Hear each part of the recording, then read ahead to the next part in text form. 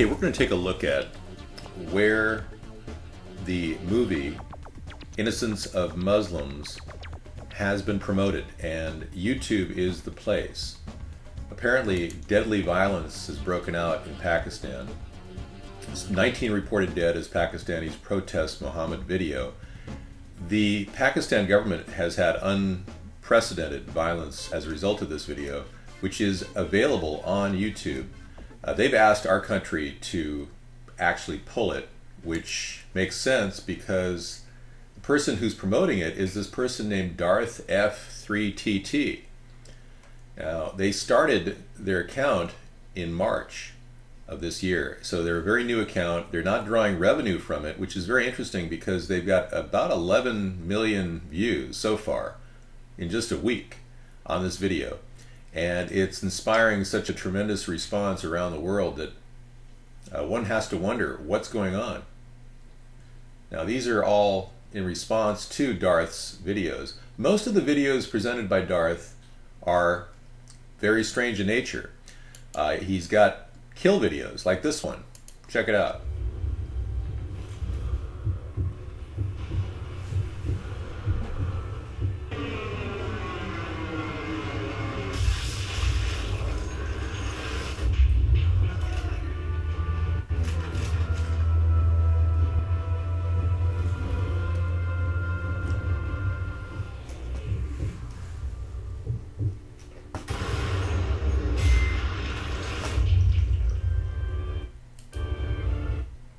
I don't want to bore you with this gratuitous violence, but I'm going to tell you that this guy has not written much at all on the internet. We took one more look at Darth F3TT YouTube site, and we found out that they're also posting things like the U.S. Ambassador death, raw video enhanced with 54,000 video views. Of course, Innocence of Muslims, 11,237,253 views, and a variety of other, as we said, gaming kill videos. Very strange. Apparently, both of these publications are receiving a huge number of views, and we're wondering if this isn't possibly a government site.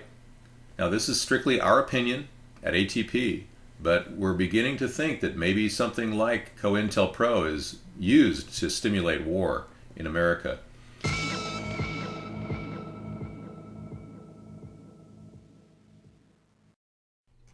Okay, we're just a couple days out on the heels of a person named Montegraph who has done a detailed amount of research on the story about the innocence of the Muslims. He's got a video out there that's received about 4,000 hits in just a few days. People are picking up on how this could be a false flag operation. His first video is called False Flag, currently underway. But this is interesting. It's called Proof Positive, in my opinion. And we're going to go to that, take a look at that.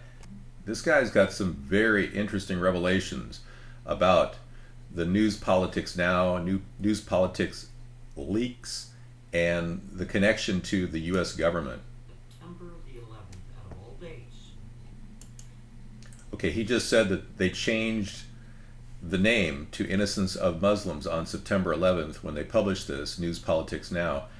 They published the trailer, and Darth, one day later, published the big full movie, which has received 11 million hits, and Darth is not taking any residual income from that, meaning he just threw it out there. Montegraph has traced News Politics Now to an organization called Stanley Incorporated, and we'll show you more about that in a second. The channel name on YouTube is News Politics Now. Number 3. That is the channel that did that. That is the channel that changed the name from The Real Life of Muhammad to Innocence of Muslims. And since September 11th, that video exploded into something beyond viral. It certainly did. Some of the things he said in this video are very important. I think the video is worth watching. I recommend you go to his link. But they come up under the affiliation of Stanley Incorporated. So a lot of people might be wondering, well, who is Stanley Incorporated? Well, let's just have a peek, shall we? Stanley Incorporated, New York Stock Exchange, acquired by CGI Group in 2010, is an information technology company based in Arlington, Virginia. No, you're kidding. The company's largest customer is the United States Army. It also holds contracts with the United States Marine Corps, United States Navy, Department of State, and Department of Homeland Security. No, you know what? Let's read a little bit more, shall we?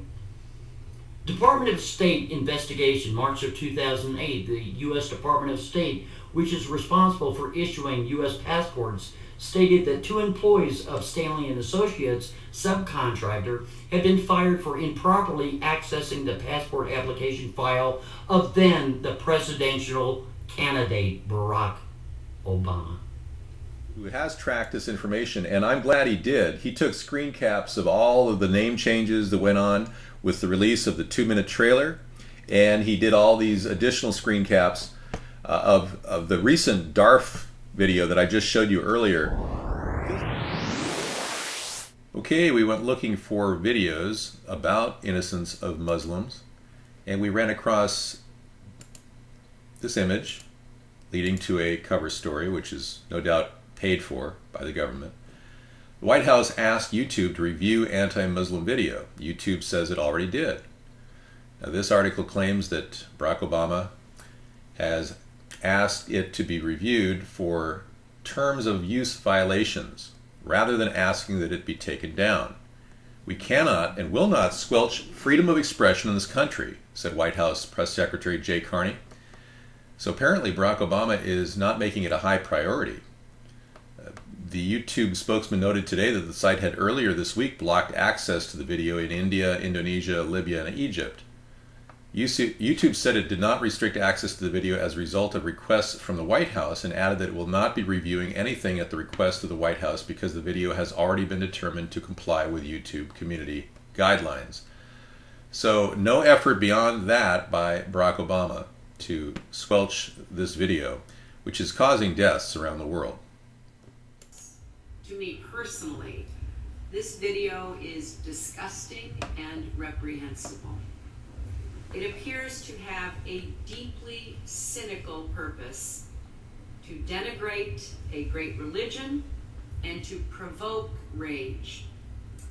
But as I said yesterday, there is no justification, none at all, for responding to this video with violence. Okay, we're looking here at the U.S. ambassador to Libya, Chris Stevens, and 3 other embassy staff were killed in an attack in Benghazi during which armed militants raided the embassy Tuesday night amid protests apparently due to outrage linked to the American video posted online that many Muslims have found offensive.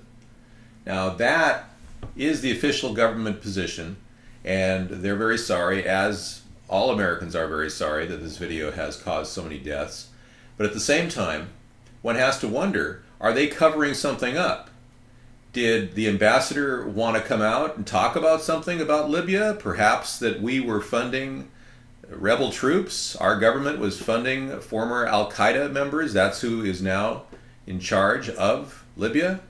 Well, that could very well be, and this could be an elaborate cover-up for an inside leak within the government. This just in from Russia Today. Innocence of Muslims filmmaker was a federal informant. That's right. He was apparently involved in some check fraud scheme, and he was going to turn another guy in. But who knows? Maybe he turned and became part of a team to create something that the government could use to create more aggression against America. In the wake of a series of violent outbursts that have targeted American facilities abroad and left at least 40 dead, including 1 U.S. ambassador, authorities and media outlets in the U.S. continue to comb through information about the film that's considered the catalyst in the attacks.